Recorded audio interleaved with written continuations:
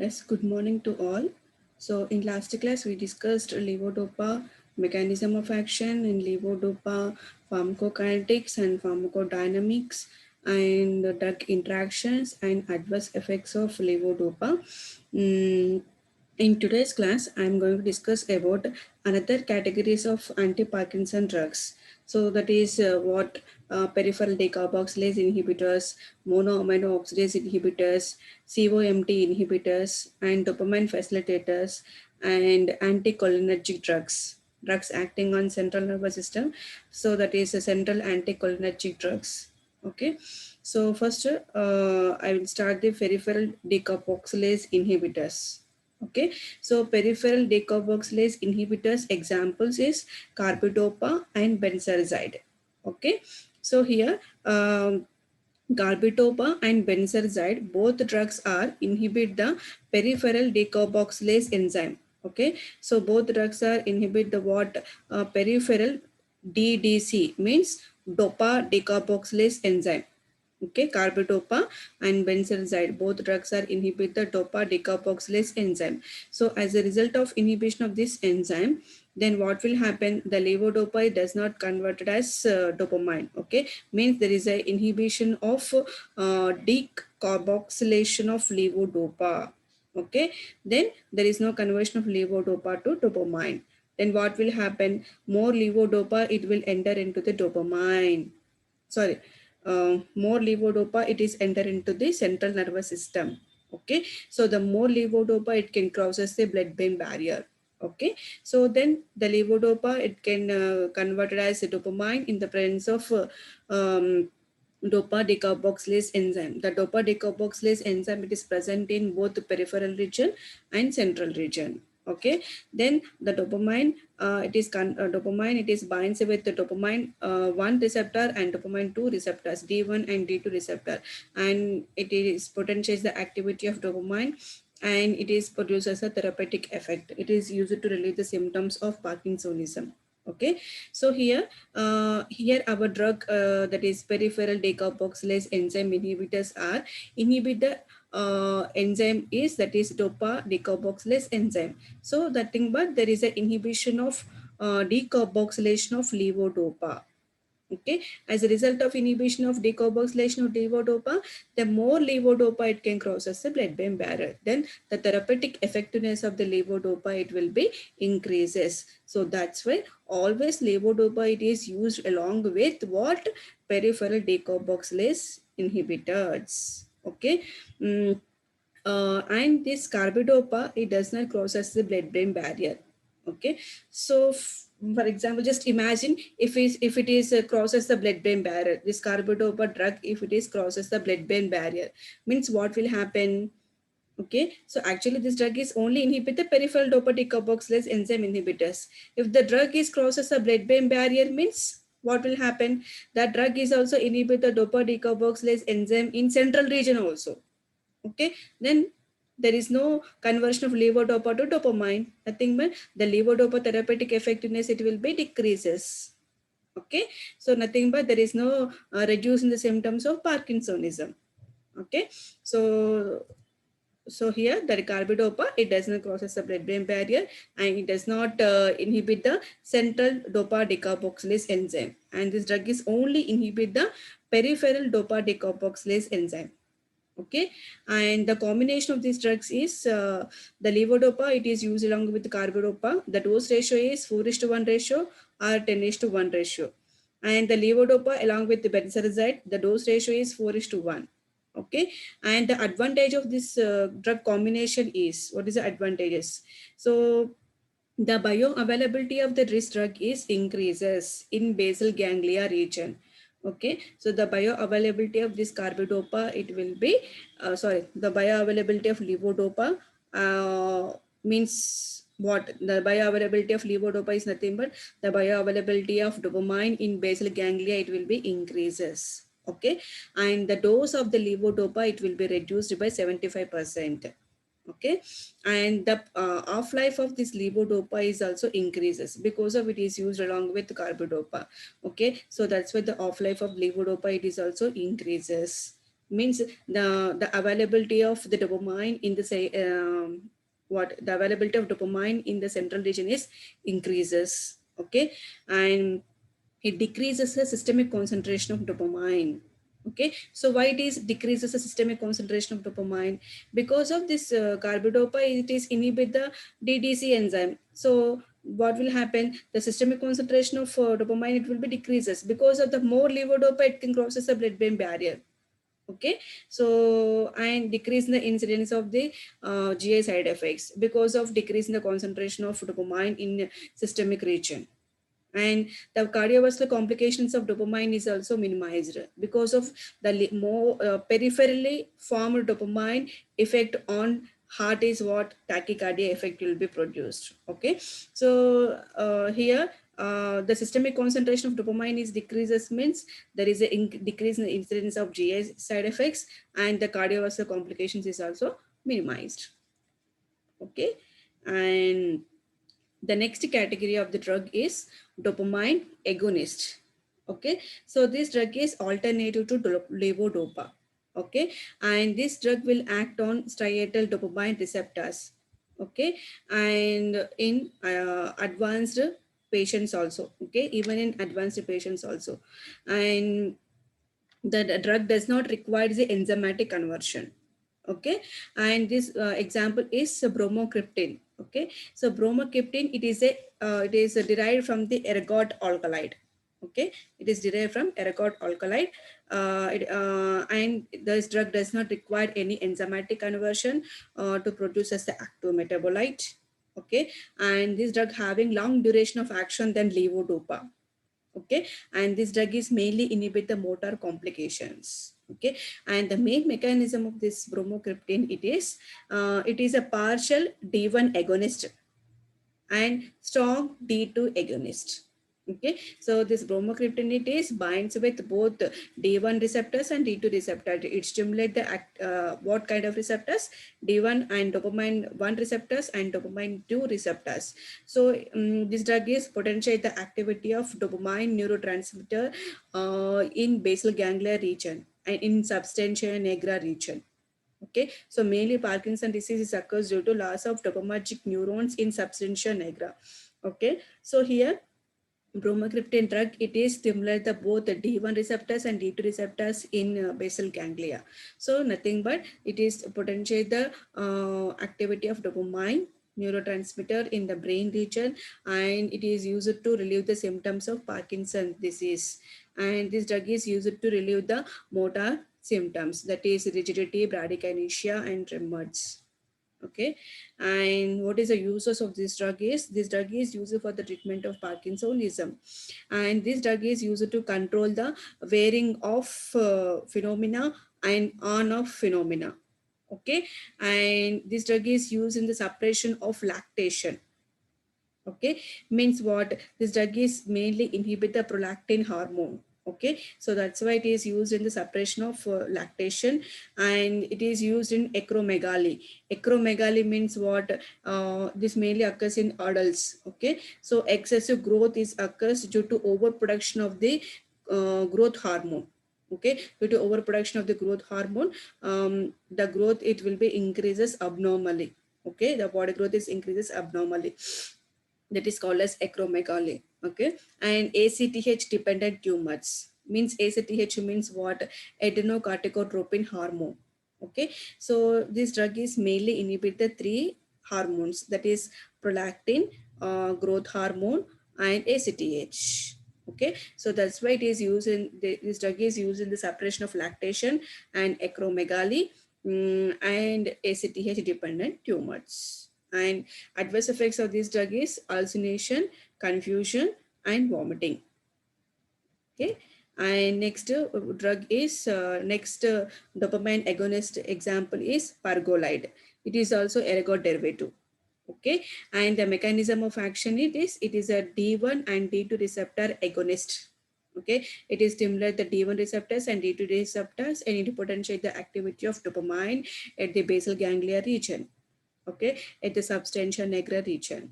Okay, and kinetics of this drug is, it is taken by oral route.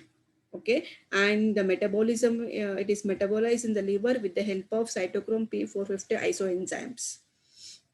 And the bioavailability of this drug is only 50% because the drug undergo the first pass metabolism. So what is first pass metabolism? The drug, before going to the systemic circulation, the drug should be metabolized in the liver. Okay, so that's why the availability of this drug in systemic circulation, it will be decreases. So that's why the bioavailability is only 50%. And the drug can be excreted through what? Urine. Okay, and uses is, it is mainly used for the treatment of idiopathic Parkinson treatment. Means idiopathic is nothing but the cause of that Parkinson disease is we don't know, that is called as idiopathic. Okay, and adverse effects is dyspepsia, constipation, and hallucination. And the drug interactions of this pergolide, it is, so when pergolide it is used along with the antibiotic, the name of this antibiotic is ciprofloxacin. And diltiazem, diltiazem means there is a calcium channel blocker.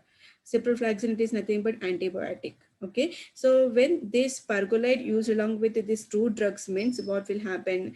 The metabolism of pergolide, it will be decreases. Okay, why metabolism of pergolide it decreases? Because of ciprofloxacin and diltiazem. These both drugs are inhibit the one enzyme that is called as cytochrome P450 1A2 enzyme. Okay, so as a result of inhibition of this enzyme, the metabolism of pergolide, it will be decreases. Because of that pergolide metabolism requires CYP1A2. Okay, so that enzyme, it is inhibited by ciprofloxacin and diltiazem. So that's why the metabolism of pergolide, it will be decreases. Okay, the metabolism is decreases means what? The concentration of pergolide in systemic circulation is very more. Okay, increase in therapeutic effectiveness of this pergolide, it is increases. The therapeutic effectiveness pergolide is increases when it is increases when it is used along with what? Ciprofloxacin and diltiazem. Okay, and next drug is rompinrol. Okay, so rompinrol mechanism of action. Okay, so it is selectively act at the D2 receptors. Okay, it is a D2 receptor agonist. Okay, but it is no activity at the D1 receptors. Okay, and it is also potential the dopamine neurotransmitter activity at the basal ganglia region. Okay, and pharmacokinetics of this rompinrol is, it is rapidly absorbed, and drug is maximum plasma concentration is reached generally within 1 to 2 hours after oral absorption. Okay, and the bioavailability is only 50%. Why? Because due to first pass metabolism. Okay, the drug before going to the systemic circulation, the drug, it will be metabolized in the liver. The 50% of the drug, it will be metabolized in the liver. So that's why the bioavailability is only 50%. And it is metabolized in the liver by cytochrome P450 enzyme. And the less than 10% of the drug is not metabolized in our body. Okay, and the less than 10% of the drug, it is excreted through the urine in an unchanged form. Okay, and next category of this, the therapeutic use of this rompinrol, it is uh, idiopathic Parkinson disease. Okay, and advanced Parkinson disease. Okay, used for the treatment of idiopathic Parkinson disease for early cases and advanced Parkinson disease cases also. And adverse effects is dyspepsia, constipation, hallucination. The common side effects is dyspepsia, constipation, and hallucination. And the next one is pramipexole. Okay, so it is a non-ergot derivative of dopamine agonist. Okay, it is non-ergot derivative. The remaining rompinrol, pergolide, and bromocriptine, these are the ergot derivatives. These are obtained from the ergot alkaloids. Okay, but here pramipexole, it is a non-ergot derivative. Okay, it is binds with presynaptic and postsynaptic dopamine receptors. Okay, and the drug having high affinity for the D3 receptor subtype also. Okay, and the mechanism of action, it is stimulate the both presynaptic and postsynaptic dopamine receptors. Okay, it stimulate the both kind of receptors, presynaptic and postsynaptic dopamine receptors. So then what will happen? It stimulates the both D1 and D2 receptors at the presynaptic region and at the postsynaptic region. Okay, it potentiates the activity of dopamine neurotransmitter. Okay, and this drug is used as a monotherapy in early Parkinson disease. Okay, and it is used along with levodopa, the patients with advanced Parkinson disease. Okay, and adverse effects of this drug is in early Parkinson disease, the adverse effect is nausea, dizziness, and constipation and hallucination. Okay, and in advanced cases, orthostatic hypotension. Orthostatic hypotension is nothing but postural hypotension. Okay, and this one is pramipexole, and the next category of the drug. Okay, next category of drugs is monoamino oxidase inhibitors. Okay, monoamino oxidase B. Okay, there are the two different types of isoenzymes of monoamino oxidase enzymes is present, and that is MAVO A and MAVO B. Okay, so here only monoamino oxidase enzyme B is only responsible for the oxidative metabolism of dopamine in the brain region. Okay, so the brain consists of monoamino oxidase A enzyme and B enzyme. Okay, in that B is only responsible for the metabolism of dopamine in central region. Okay, so example is salicylin. Okay, so it is an irreversible inhibitor of monoamino oxidase inhibitors, not reversible.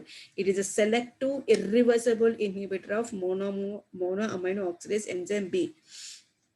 Okay, then what will happen? This monoamino oxidase enzyme, monoamino oxidase enzyme B, it is inhibited by monoamino oxidase enzyme B inhibitors. Example, it is salicylin and rasagiline. Okay, so as a result of inhibition of this enzyme, then what will happen? There is no conversion of dopamine to dopac. Okay, dopac means 3,4-dihydroxyphenyl acetic acid. Okay, so nothing but inhibition of dopamine metabolism in brain region. Then what will happen? The dopamine availability in the brain, it will be increases. The more time it will be available in brain. Okay, so nothing but it potentiates the activity of dopamine, and this drug is used to relieve the symptoms of Parkinsonism. Okay, and this one is mechanism of action, and advantages is it prolongs the T-off of endogenously produced dopamine. Okay, it is prolong the T-off of endogenously produced dopamine and increases the anti-Parkinson effect of dopamine. Okay, and it decreases the on-off phenomena. Okay, it is decreases the on-off fluctuation, and it is used to control the varying of phenomena.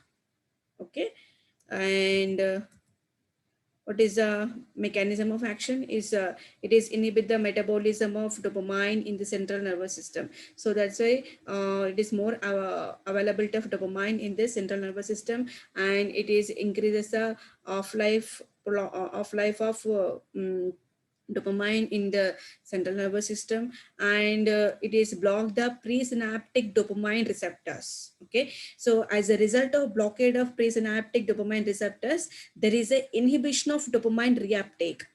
Okay, as a result of reuptake of this dopamine neurotransmitter, there is a more availability of this dopamine neurotransmitter at the synapse region. Okay, nothing but, so the more availability of dopamine at the synapse region means it is easily binds with the postsynaptic neuron. Okay, so this drug is not only inhibit the monoamino oxidase enzyme B. Okay, it is also inhibit the inactivate the presynaptic dopamine neurotransmitter. So as a result of blockade of this presynaptic dopamine receptors, not neurotransmitter, as a result of blockade of presynaptic dopamine receptors. Okay, then there is an inhibition of dopamine reuptake. As a result of inhibition of reuptake, there is a more availability of dopamine at the synapse region. Okay, so it is easily binds with postsynaptic neuron because of high availability of dopamine at the synapse region. And the kinetics of this drug is it is extensively metabolized in the liver and it is taken by oral route. And the metabolites of this drug is dismethylsalicylin and methamphetamine. Okay, so nothing but the dopamine, this salicylin metabolite, it is amphetamine. Okay, so dismethylsalicylin and methamphetamine, it is collectively known as amphetamine. Okay, it is a metabolic product of what salicylin. Okay, and adverse effects is post-drug hypotension, confusion, and psychosis. Okay, and the contraindication, it is contraindicated in patients with convulsive disorder. Okay, and Rasagiline, this drug is newer selective monoamino oxidase enzyme B inhibitor. And this drug is 5 times more potent than salicylin. Okay, and it is a very long acting drug. Okay, and it is not metabolized to amphetamine. Okay, salicylin, it is metabolized to amphetamine. Okay, and it does not produce as the excitatory side effects. Okay, salicylin, it is produces the excitatory side effects, that is psychosis, but rasagiline, it does not produce as the excitatory side effects. Okay, and next category of anti-Parkinson drugs, that is catechol O methyl transferase inhibitors. Okay, so examples of CYMT inhibitors is entacapone and tocilizumab. Okay, so this entacapone and tocilizumab, these drugs are inhibitors CYMT. So especially entacapone drug, it is only inhibit the CYMT in peripheral region, but not in central region. It is only inhibit the CYMT in peripheral region. Which drug? That is entacapone. But tocilizumab drug, it is inhibit the both regions of CYMT, that is inhibit the CYMT in peripheral region and inhibit the CYMT in central region. So as a result of blockade of the CYMT, then what will happen in case of in peripheral region, there is no conversion of levodopa to 3-methyl dopa. Okay, so nothing but inhibit the metabolism of dopamine in peripheral region. Okay, and inhibit the metabolism of dopamine in central region. Okay, there is no conversion of dopamine to 3-methoxythyramine because of tocilizumab inhibit the COMT. Okay, so then what will happen? The dopamine metabolism, it decreases, means what? The dopamine concentration in the central region is increases. The off life of dopamine, it will be increases. Okay, so nothing but the therapeutic effectiveness of dopamine, it is also increases. Okay. Mm, Next one is this entacapone. It is a reversible CYMT inhibitors. Okay, not irreversible. It is a reversible CYMT inhibitors, and the drug having only peripheral action. Okay, and this drug is selectively inhibit the CYMT, and the adverse effects is dyskinesia, nausea, diarrhea, abdominal pain, and urinary discoloration. Okay, and this drug is increasing the side effects of levodopa. Okay, and tocilizumab drug, it is also selectively irreversible inhibitor of CYMT, and that action is it is inhibit the CYMT in both regions, peripheral region and central region. And the main adverse effect of this drug is occasionally it is associated with hepatotoxicity. Okay, and the next category of drugs is dopamine facilitator. Okay, so actually this example is amantadine. Okay, amantadine, actually it is an antiviral agent because of it is highly active against the influenza A2 virus. Okay, but it is a dopamine facilitator also. Okay, mechanism of action is it is acts at both presynaptically and postsynaptically. If it is acted through presynaptically, means this drug is increases the release of what? Catecholamines. Okay, increase the releasing of what? Catecholamines. Catecholamines is nothing but what? Adrenaline, noradrenaline, and dopamine. Okay, so these three neurotransmitters are collectively known as catecholamines. Okay, so this drug is what amantadine drug is increases the release of stored catecholamines from the dopaminergic nerve terminals. Okay, and then increase in the release of dopamine from the dopaminergic nerve terminals. Okay, so then it is inhibit the catecholamine reuptake process at the presynaptic nerve terminal. So as a result of inhibition of reuptake process at the presynaptic nerve terminal, there is a availability of this dopamine at the synapse region. It is more. Okay, then it is easily binds with postsynaptic neuron and it is potentiate the activity of dopamine and at the basal ganglia region. Okay, it is mainly stimulate the release of dopamine from the dopaminergic nerve terminals. Okay, and one more thing is inhibit the dopamine reuptake at the presynaptic nerve terminal. Okay, uh, catecholamines is nothing but noradrenaline, adrenaline, and dopamines. Okay, and so this drug is inhibit the reuptake of dopamine at the presynaptic nerve terminal. As a result of inhibition of reuptake process, there is the more availability of this dopamine neurotransmitter at the synapse region. Okay, and it is increases the stored release of catecholamines from the dopaminergic nerve terminals. Okay, and postsynaptically it is directly activate the dopamine receptors directly, and the drug having anticholinergic action. Okay, because of it suppress cholinergic receptors. Okay, and it block the NMDA receptors. Okay, as a result of blockade of these receptors, there is a potential is the dopaminergic neuronal activity. Okay, and this one is mechanism of action. And uses is this drug is only used in milder cases as a monotherapy or used along with the levodopa for advanced cases. Okay, and this drug is used to suppress the motor fluctuations and abnormal movements also. Okay, and the side effects of this drug is insomnia. Okay, the person is unable to sleep, dizziness, confusion, and nightmares. Okay, um, and the last category is central anticholinergic drugs. Okay, so the central anticholinergic drugs are effectively used in the treatment of drug induced Parkinsonism. So what is drug induced Parkinsonism? Which drugs are induces the Parkinsonism? Okay, for example, antipsychotic drugs. Okay, so antipsychotic drugs example is haloperidol. Okay, and phenothiazines. Okay, these are the examples of antipsychotic drugs. So these drugs are potent D2 receptor blockers. These drugs are inhibit the D2 receptors. Then what will happen? The D2 receptor is blocked means what will happen? The dopaminergic activity in the basal ganglia region is inhibited. Okay, the person may affected with Parkinson symptoms. Okay, so that's why anti-Parkinson drugs are causes the Parkinsonism.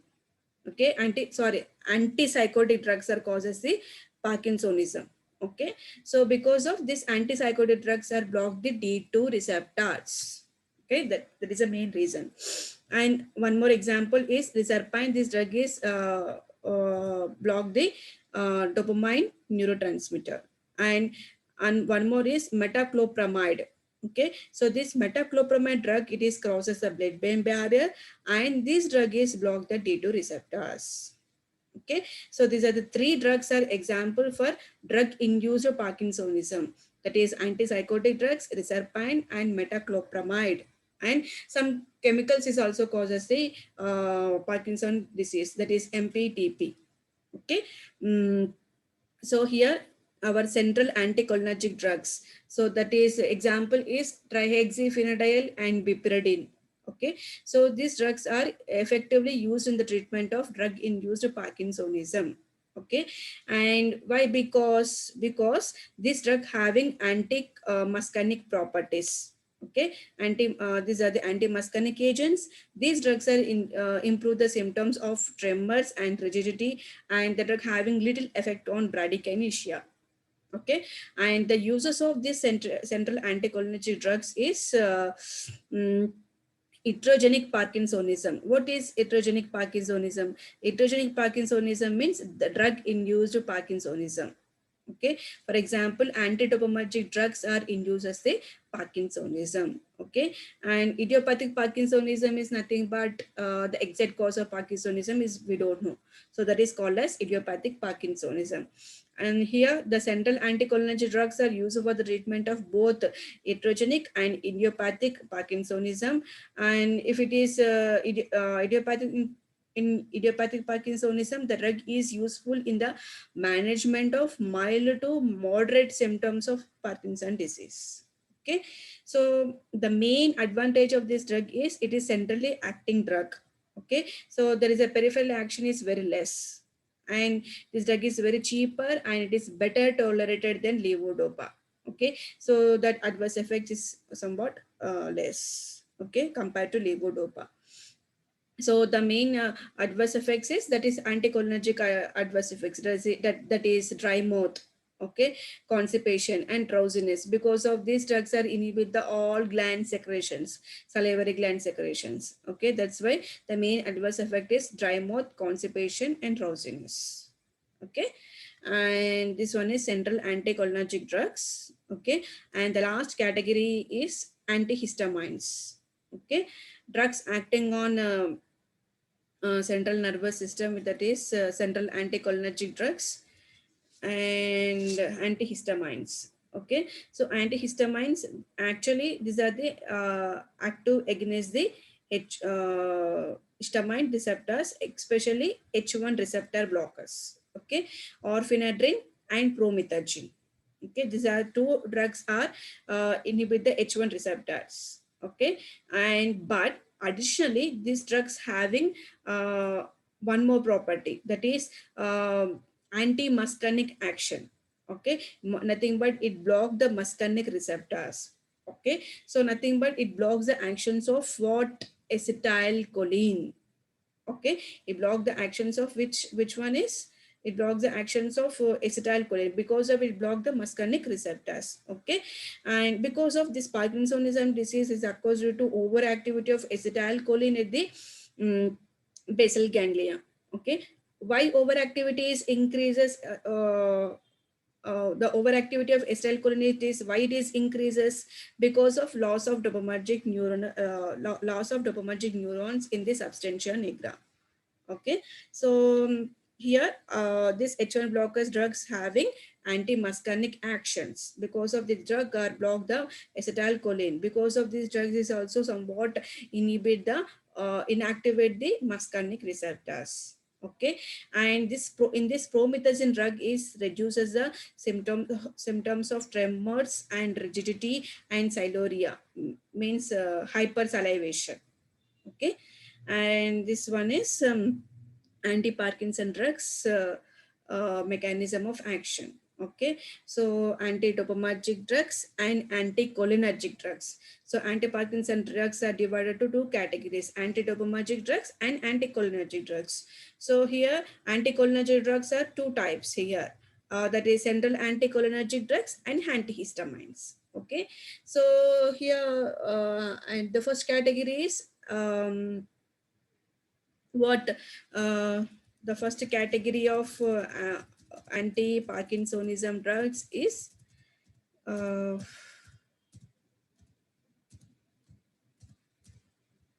drugs acting on dopaminergic system, drugs acting on cholinergic system. So drugs acting on cholinergic system is central anticholinergic drugs and antihistamines. Antihistamines having what anti-muscarinic actions of acetylcholine, block the actions of acetylcholine, antihistamine drugs. And central anticholinergic drugs also same. These are mainly used to reduce the symptoms of drug-induced Parkinsonism. Okay, and dopamine precursor, peripheral decarboxylase inhibitors and dopamine agonist and MAO-B inhibitors, COMT inhibitors and dopamine facilitators. These drugs are mainly act on dopaminergic system. Okay, so this is the information about anti-Parkinson drugs, mechanism of action, and what adverse effects and kinetics and uses. Okay, so in next class we will discuss about adrenergic neurotransmission. Okay, and adrenergic receptors. Okay, thank you.